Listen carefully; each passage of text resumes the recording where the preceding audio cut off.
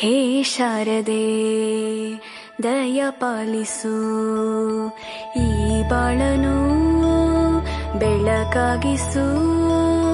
ಹೇ ಶಾರದೆ ದಯ ಪಾಲಿಸು, ಈ ಬಾಳನು ಬೆಳಕಾಗಿಸು.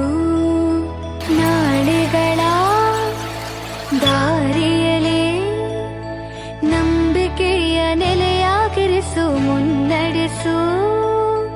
ಕೈ ಹಿಡಿದು ನಾವಾಡೋ ಪದ ಪದದಲ್ಲೂ ಸಂಚರಿಸು.